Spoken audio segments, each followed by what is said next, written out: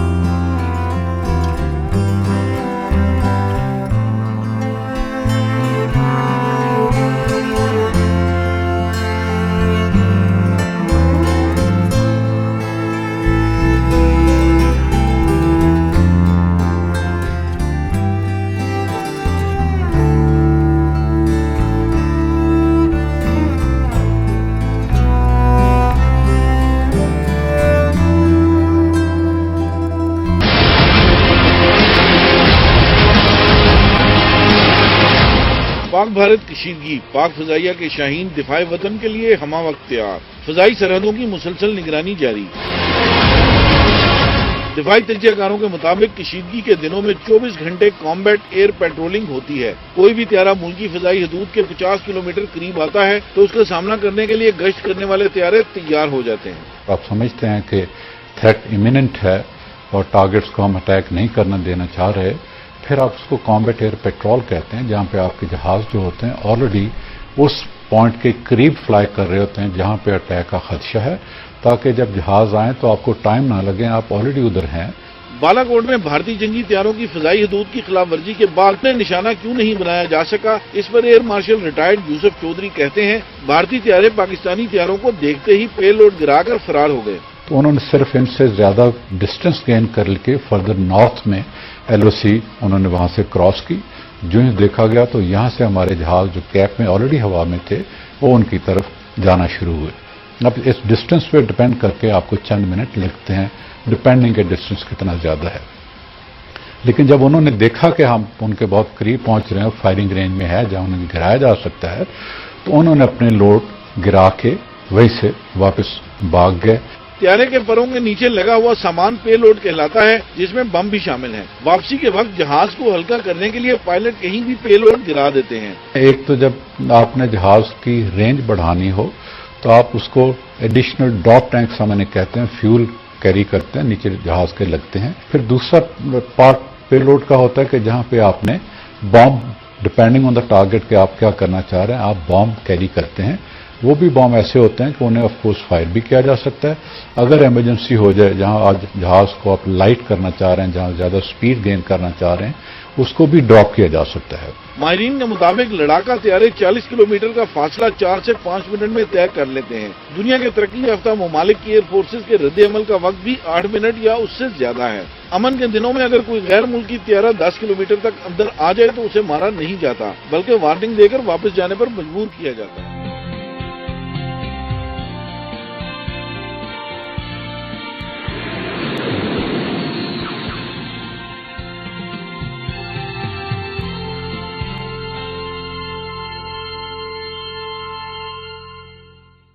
چھ تاریخ کو پاکستان فضائیہ نے ہندوستان کے ایئر بیسز پر حملہ کیا اور 7 تاریخ کو ہندوستان نے بدلہ لینے کے لیے ہمارے دیشوں پہ ہوائی اڈوں پہ حملہ کیا۔ ہم لوگ الصبح یعنی سورج نکلنے سے تقریباً 1 گھنٹہ پہلے یا اس سے کچھ کم و بیش اپنے کاکپٹس میں بیٹھ جاتے تھے، تمام ذرہ بختہ جس کہتے ہیں ہم پہن کر، اور میں ابھی سورج کا طلوع ہوتے ہوئے کافی وقت تھا، میں اپنے کاکپٹ میں اسٹریپ کر کے، اسٹریپ کہتے ہیں، میں سو گیا جی۔ اور پھر کسی سائرن ہوئی، کسی پائلٹ نے آ کر ہمارے جہاز کے فیوزلاج کو ناک کیا، تو میں نے آنکھ کھولی اور اللہ کے فضل سے اس وقت میرے زبان سے کلمہ نکلا، بسم اللہ الرحمن الرحیم، بسم اللہ الرحمن الرحیم میں نے پڑھی. مجھے معلوم تھا کہ اس مارکے میں کچھ ہوگا.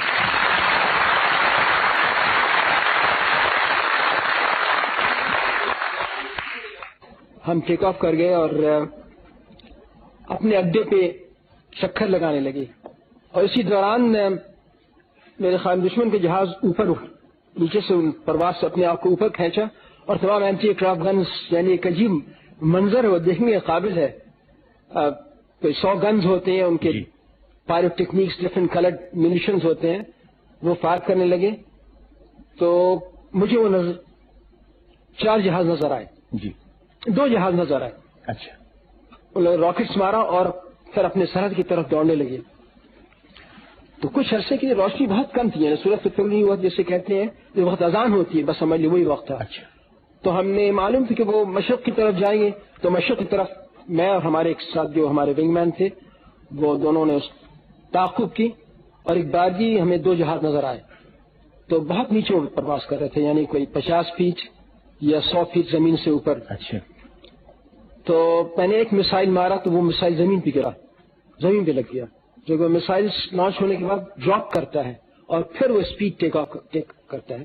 بہرحال دوسرے یہ سرگودا کے ہوائی اڈے کے گرد ہائی ٹینشن وائرس ہیں، ان کی یہ تقریباً 100-200 فیٹ ہوتے ہیں. تو ایک ان میں سے جہاز کلائم کیا، اس کو میں نے میزائل مارا اور مجھے پتا بھی نہیں لگا کہ وہ کب پائلٹ کاکپٹ سے نکلا. جب اس کے قریب سے میں گزرا دیکھا کہ وہ پائلٹ کاکپٹ میں نہیں ہے اور اس کے جہاز کے ارد گرد آگ لگی ہوئی ہے اور دوسرے بقیہ 4 جہاز سے وہ نظر نہیں آئے. پھر بھی میں نے تعاقب کیا. میرے خیال میں دریا یہ چناب کو عبور کر کے دیکھا وہ 4 جہاز بہت نیچے پرواز کر رہے تھے، ایک ہی رخ میں مڑے. عموماً اگر پیچھے سے کوئی حملہ کر رہا ہو تو جہاز اسپلٹ کرتے ہیں، 2 جہاز کسی اور طرف، ایک جہاز ایک طرف، تاکہ دشمن کو سینڈوچ کر سکتے ہیں، یعنی ایک جہاز پیچھے لا سکیں. تو وہ چاروں ایک ٹرن میں ایک ہی دائرے میں ٹرننگ کرنے لگے. ایک ٹرن میں وہ 4 جہاز اللہ کے وجہ سے مار کرا دیے.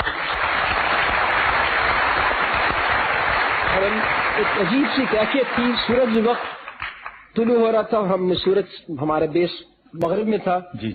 اور ہمیں یہ معلوم ہے کہ یہ کہوں گا بار بار کہ ہمیں کبھی پشیمانی ہوتی ہے لوگوں کے سامنے آنے میں، چونکہ کسی ایک خاص فرد کو، خواہ وہ فوج سے ہو یا فضائیہ سے ہو یا بحریہ سے ہو، اسے چن نہیں جاتا. اس میں ایک تقدیر کا ایک ہاتھ ہوتا ہے.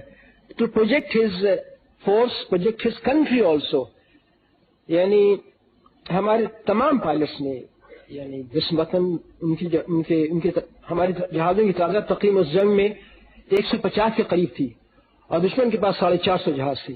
کبھی جنگ سے پہلے ہم سوچتے تھے کہ ہمارے ہر جہاز کے مقابلے میں 3 جہازوں ہم کیسے لڑیں گے، مگر وہ ایک جوش ہوتا ہے، بلبلہ ہوتا ہے اور اپنے قابلیت پہ انحصار ہوتا ہے، بھروسہ ہوتا ہے. اور ہم واپس آنے لگے تو ہم نے شکریہ ادا کیا، اللہ کا شکر ادا کیا کاکپٹ میں کہ یہ اللہ نے ہمیں عزت بخشی، ہم زمین پہ آئے. تو ہمیں ہمارے تمام ہوا بازوں نے اور جو ہمارے ٹیکنیشینز ہوتے ہیں ہمیں کاندھے پہ بٹھا لیا. And that was you can say a new day for Pakistan air force, because تمام ایئر فورس میں تشویش تھی. میں بتا رہا ہوں کہ کیسے ہم لڑیں گے، مگر اللہ کے فضل سے اس موقع کے بعد جنگ کی کیفیت بدل گئی. یعنی ہمارا ہر ہوا باز ایک شیر بن گیا.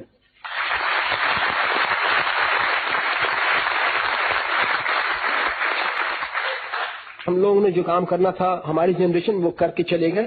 اب ایک نئی جنریشن میں جوش و ولولہ ہو کہ آزادی کے لیے، ملک کے عزت و ناموس کے لیے انہی پرانی روایتوں کو پھر دہرائے.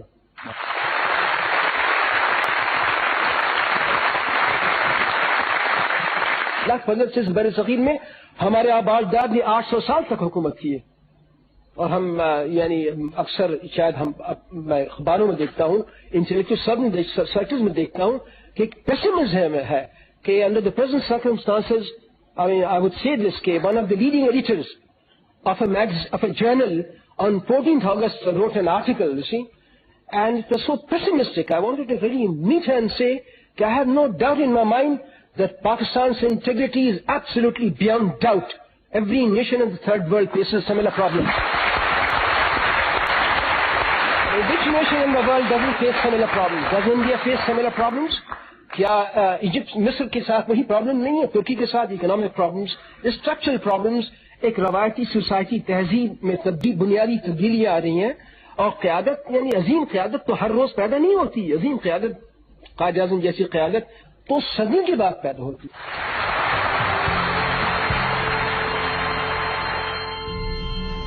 تمام بھارتی دفاعی تنصیبات اب ہیں پاکستان کے نشانے پر. یہی نہیں، پاکستان نے بین البر اعظمی میزائل بنانے کی صلاحیت حاصل کر لی ہے. کیا آپ جانتے ہیں کہ پاکستان دنیا کا سب سے چھوٹا ایٹم بم بنانے والا واحد ملک ہے جسے نصر میزائل کے ذریعے فائر کیا جا سکتا ہے. کچھ بات کریں گے بابر 2 کروز میزائل کی جو 700 کلومیٹر تک ہدف کو نشانہ بنانے کی رکھتا ہے صلاحیت. یہ گہرے سمندر کی تہہ سے آبدوز کے ذریعے فائر کیا جاتا ہے. واضح رہے کہ یہ کروز ٹیکنالوجی انتہائی پیچیدہ ہے جو دنیا کے چند ممالک کے پاس ہی ہے. اب آئے گا غوری 2 جو 1200 کلو گرام تک کا جوہری بم 1800 کلومیٹر دور تک لے جا سکتا ہے. مختصر یہ کہ غوری 2 تقریباً آدھے بھارت کو بآسانی نشانہ بنا سکتا ہے. اب 2200 کلومیٹر تک مار کرنے والا ابابیل بیک وقت ملٹیپل ٹارگٹس کو نشانہ بنا سکتا ہے. تباہی ایسی کہ ہائیڈروجن بم کی ضرورت ہی نہیں، اسے بہت ہی کم وقت میں کہیں سے بھی لانچ کیا جا سکتا ہے. اب بات ہو جائے شاہین 3 کی، اس کا کوئی ثانی نہیں. 2750 کلومیٹر کی مار کے ساتھ اب بھارت تو بھارت، اسرائیل تک پاکستان کی رینج میں آ چکا ہے. یہ تمام میزائلز دشمن کے ریڈار سے بچ کر ٹارگٹ حاصل کرنے کی صلاحیت. لگتا ہے بھارت ماضی بھول گیا، تبھی تو دوبارہ دھمکیوں کیدڑ بھپکیوں پر اتر آیا ہے. آؤ بھارت تمہیں ذرا ماضی یاد کراتے ہیں. بھارت یاد کرو سن 1948، ابھی تمہیں آزاد ہوئے 1 سال بھی نہیں گزرا کہ تم کشمیر پر قبضے کا خواب سجانے لگے، اور ہم نے نہ صرف آدھا کشمیر بلکہ گلگت بلتستان تم سے واپس لے لیا. کیسے نہ لے لیا؟ اس قوم کے غیور بیٹے اپنے وطن کے ایک ایک چپے کی حفاظت کرنا جانتے ہیں. 1965 میں ناشتے کا خواب بھی کا یاد نہیں جب لوریوں نے نانی یاد کروا دی تھی، بلکہ لوہے کے چنے چبوا دیے تھے. امام عالم کے وہ کرارے وار بھی بھول گئے جب تم اپنے 1-2 نہیں 7 طیارے کھو بیٹھے تھے.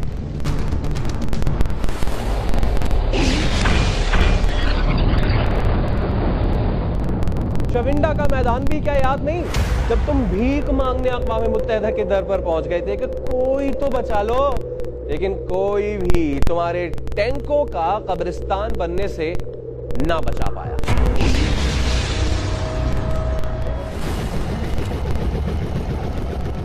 '99 میں پھر تمہیں جوش چڑھا، مگر کارگل کی اس غلطی کی قیمت تمہاری فوج کے 700 جوانوں کے خاندانوں نے چکائی. پھر تمہیں جان بچانے کے لیے اقوام عالم کا در کھٹکھٹانا پڑا. اب پھر جنگ کی بات کرتے ہو تو پھر سوچ، اس مرتبہ جان بچانے کے لیے ہم تلواروں کی نوک پہ چڑھ کے نغمے گائیں، ہم وہ ہیں جو بس سینے پہ ہی گولی کھائیں. میں امت کا سالار ہوں، میں اللہ کا ابرار ہوں، میرا ہر فوجی جوان جیسے ہو کھڑی چٹان. میں ہوں کشمیر کی وادی، میں گلگت بلتستان، میں پاکستان ہوں، میں پاکستان ہوں، میں زندہ باد ہوں، میں زندہ باد. کی نوک پہ چڑھ کے نغمے گائیں، ہم وہ ہیں جو بس سینے پہ ہی گولی کھائیں. میں امت کا سالار ہوں، میں اللہ کا ابرار ہوں، میرا ہر فوجی جوان جیسے ہو کھڑی چٹان. میں ہوں کشمیر کی وادی، میں گلگت بلتستان، میں پاکستان ہوں، میں پاکستان ہوں، میں زندہ باد ہوں، میں زندہ باد ہوں. جو کہو بلند سنے سارا جہاں، نعرہ تکبیر، نعرہ تکبیر.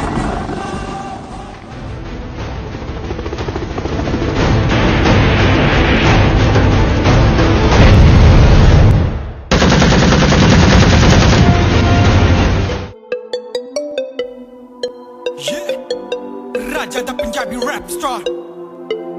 चेक आजा आजा चल आजा हम तैयार है भारत तू सुन ले चल आजा हम चट्टान है भारत तू सुन ले चल आजा हम तैयार है भारत तू सुन ले आजा हम चट्टान है भारत तू सुन ले चल आजा ये 2 टके की धमकी देकर समझे तू बलवान है जिसको तूने ललकारा है कोई और न पाकिस्तान है ये चीर के रख देगा तुझको काली रातें छा जाएंगी भारत होता था तारीख में बातें ये आ जाएंगी तू कुत्ते की मानिंद भौंके हम शेर की मानिंद धाड़ेंगे तू सोच भी ना पाएगा तुझको ऐसी जगह से फाड़ेंगे तैयार हूँ भारत तू सुन ले चल आजा मैं चट्टान हूँ भारत तू सुन ले चल आजा हम तैयार है भारत तू सुन ले चल आजा हम चट्टान है भारत तू सुन ले चल आजा तैयार हूँ भारत तू सुन ले मैं चट्टान हूँ भारत तू सुन ले